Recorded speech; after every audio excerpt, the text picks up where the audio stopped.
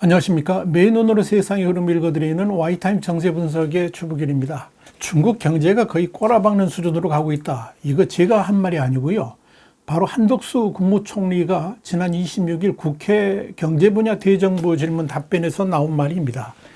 이 한덕수 총리에 이어서 연간 6, 7% 성장하던 중국 경제가 지금 0%대 성장으로 내려갔는데, 당연히 우리나라 제품들이 이 중국에 들어가는 건 어려워지는 것이다. 이렇게 말을 하면서 그런 식으로 표현을 한 겁니다. 중국이 대한민국의 무역에 있어서 중요하긴 하겠지만 우리가 원하는 것만큼 중국 시장이 그렇게 작동하지 않을 것이라는데 우리가 대비를 해야 된다고 생각한다. 이런 말도 했습니다.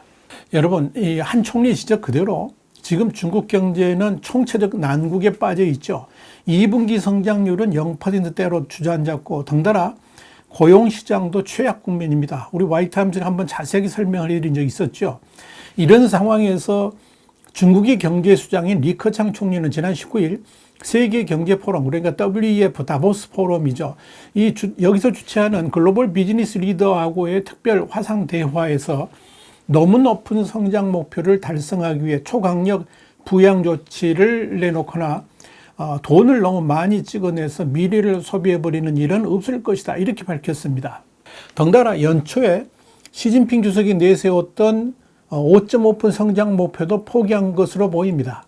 여기에 대해서 중국의 저명 경제학자인 차오핑 베이징대 디지털 중국연구원 부원장은 지난 18일 온라인 매체 관찰자망과 인터뷰에서 5.5% 성장률을 달성하려면 하반기 성장률이 9%는 돼야 되는데 현실적이지 않다 그러면서 하반기 성장률은 6%가량 될 것이다. 따라서 올해 성장률을 4.0에서 4.5%로 잡는 것이 합리적인 예측이다. 이렇게 말을 했습니다. 그러나 그런 수치마저도 너무 희망적이라는 진단이 나옵니다. 이 중국 경제가 반등할 기미를 보이지 않고 있기 때문에 그렇습니다. 일단 소비시장은 갈수록 위축되고 있고, 또 중국을 강타한 코로나19 충격으로 실업률이 급등한 가운데 청년층이 체감하는 실업률은 특히 높다 보니까 이 경제의 활력은 완전히 힘을 잃은 분위기입니다. 홍콩 일간 사우스차이나 모닝포스트는 24일 이 코로나19 확산에 따른 경제 충격으로 중국 내 소비가 크게 위축된 가운데 이 상대적으로 소비 성향이 강하던 젊은 MZ세대, 그러니까 1980년대 초에서 2000년대 초에 출생한 사람들을 말하는 건데, 이 MZ세대조차도 이 불확실한 미래에 대비하기 위해서 소비를 최대한 자제하고 또 저축을 늘리고 있다. 이렇게 보도를 했습니다. 중국 온라인 매체 허우랑 연구소가 40세 미만의 2,200명을 상대로 한 조사 결과를 인용해가지고 그렇게 전한 겁니다. 원래 중국의 MZ세대는 소비의 세대라고 불릴 만큼 이 소비 성향이 강한 인구 집단인데요. 이들마저도 소비가 아니라 적극적으로 저축에 나섰다는 것은 그만큼 이 중국 경제의 미래에 대한 불확실성이 커졌다. 그렇기 때문에 그런 행동을 하는 것이고, 이로 인해서 중국 경제의 침체는 지속될 수밖에 없을 겁니다. 이와 관련해서 국무원 산하의 싱크탱크인 중국사회과학원의 경제연구소는 최근 보고서에서 고용구조의 지속적 불균형은 소득의 발목을 잡아서 한계 소비 성향을 떨어뜨리고 예방적 저축 동기를 강화하게 된다 그러면서 실업률의 지속적 상승, 그리고 구조적 실업의 문제는 실제 소비 회복까지 아직 시간이 더 필요하다는 점을 보여준다. 이렇게 지적을 했습니다. 자, 문제는 이 중국 경제가 호적되면 한국 경제가 고스란히 그 영향을 받게 된다는 점이죠. 그래서 한덕수 총리가 중국 경제 어려움을 꼬라박는 수준이라고 언급하면서 우리나라가 여기에 대비를 해야 된다고 말한 겁니다. 26일 대정부 질문에서 김경협 더불어민주당 의원이 윤석열 정부가 대미 굽신 외교, 반중 외교를 펼치고 있다고 주장하면서 이 같은 외교 정책이 경제 위기를 더 가속화시킬 수 있다라고 비판했습니다만은 이건 팩트 자체가 완전히 잘못된 겁니다. 지금 세계 경제의 흐름을 완전히 자기중심적으로 오독해서 그런 말을 한 거죠. 지금 중국 수출이 줄어들면서 지난 6월 들어서 이례적으로 대중국 무역 적자를 기록한 것은 대중 외교의 탓이 아니라 오로지 중국 경기 둔화 때문입니다. 한국만 그런 게 아니고 대중국 수출에 있어서 지속적으로 흑자를 보이던 독일 역시 한국과 마찬가지로 적자로 돌아섰습니다. 한국이나 독일 모두 대중국 수출 적자의 가장 큰 이유 중에 하나는 중국의 소비가 위축되면서 첨단 기술 제품이라든지 아니면 기계, 전기 제품 등의 수입이 줄어든 탓이다. 이렇게 정리할 수가 있습니다. 블룸버그가 26일 보도한 내용이 그렇습니다. 이에 대해서 프랑스 투자은행 나티시스의 찐응우엔 선임 이코노미스트는 중국의 코로나 제로 정책에 따른 도시 봉쇄 등이 오래돼서 경기 침체로 이어졌다 그러면서 중국 내수용 공산품 수출국이 더 취약할 것이다 이렇게 말을 했습니다. 자, 이런 가운데 경제학자들은 중국이 추가적인 코로나19 대책 차원의 도시 봉쇄 등을 단행할 가능성이 있다라고 보고 이 중국 경제 성장률 기대치를 낮추는 추세다. 이 블룸버그는 그렇게 보도를 하고 있습니다. 자, 그런데 중국 경제는 앞으로도 그렇게 전망이 밝지 않습니다. 갈수록 내수를 중심으로 자국 경제의 순환 중심으로 경제를 이끌으려고 하고 있기 때문에 그런 거죠. 자, 그렇기 때문에 당연히 한국이나 독일 같은 국가들은 대중국 수출 부진에 허덕일 수밖에 없을 겁니다. 그렇다면 앞으로도 중국에 대한 수출 호황을 기대하지 않는 무역 정책을 수립해야 된다는 결론이 나옵니다. 자, 이런 관점에서 최상목 대통령실 경제수석이 지난 6월 29일 지난 20년간 우리가 누렸던 중국을 통한 수출 호황의 시대는 끝나고 있다 그러면서 그래서 우리가 중국의 대안인 시장이 필요하고 또 다변화가 필요한 실정이다 그러면서 대중 수출 의존도를 줄여나가겠다라고 말을 한 겁니다.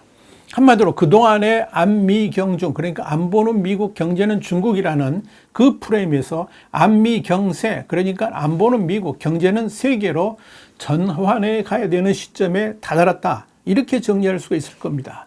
이것이 지금 한국 경제가 처한 현실입니다. 자, 여러분 20년간 지속되어 왔던 대중무역 흑자 시대가 끝나가는 이 시점에서 한국의 기업들은 결국 중국 중심의 수출 구조에서 전 세계로 다변화하는 획기적인 대전환을 해 가야 됩니다. 세계 경제 흐름을 유독 잘 꿰뚫어 보는 삼성은 이미 그런 수출 리모델링으로 톡톡한 재미를 봤습니다. 시장조사 기관인 카운터포인트 리서치에 의하면 지난 4월 전 세계 스마트폰 판매량은 전년 동기 대비 8% 감소한 반면에 삼성전자 스마트폰은 오히려 9% 성장을 했습니다. 그러면서 글로벌 시장 점유율은 판매량 기준으로 했을 때 24%로 5년 만에 최고치를 기록했습니다. 그 이유는 북미와 유럽, 아세안 지역에서 골고루 시장 점유율이 3에서 5%포인트씩 오른 덕분입니다. 반면에 중국 내 점유율은 1%도 되지 않습니다. 여기다 우크라이나 전쟁으로 러시아 시장을 통째로 포기한 상황에서도 삼성전자는 오히려 중국 외 다른 지역에서 더 많은 스마트폰을 판매한 겁니다. 삼성전자는 어차피 중국 시장에서 승부를 낼 수는 없다라고 판단했습니다. 애국주의를 힘입은 중국 브랜드들이 중국 시장을 장악하고 그것도 중국 공산당 정부의 시책 자체가 쌍순환 경제로 간다고 공언을 한 상황이기 때문에 이 중국 시장의 미련을 갖지 않고 오히려 미국을 중심으로 한 호주, 유럽, 인도, 베트남 같은 글로벌 반중국 연대 국가들로 시장 확대를 집중했던 겁니다.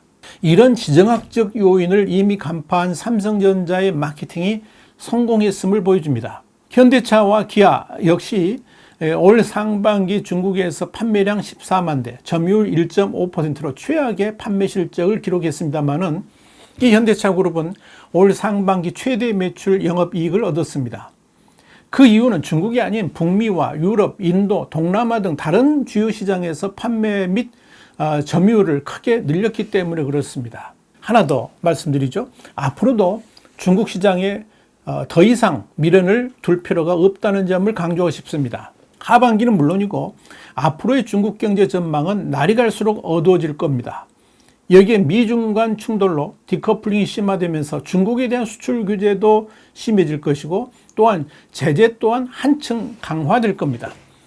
그만큼 불확실성 요인들이 산재해 있다는 의미죠. 여기에 이미 고꾸라진 이 부동산 경기는 살아날 기미가 전혀 없습니다. 중국 경제에 있어서 부동산은 활로를 열어주는 포인트인데 이미 맥이 완전히 끊겨 있어서 심폐소생술로도 다시 살아나기가 힘들 수준입니다. 시진핑 주석의 잘못된 경제정책이 그렇게 만들어버린 겁니다.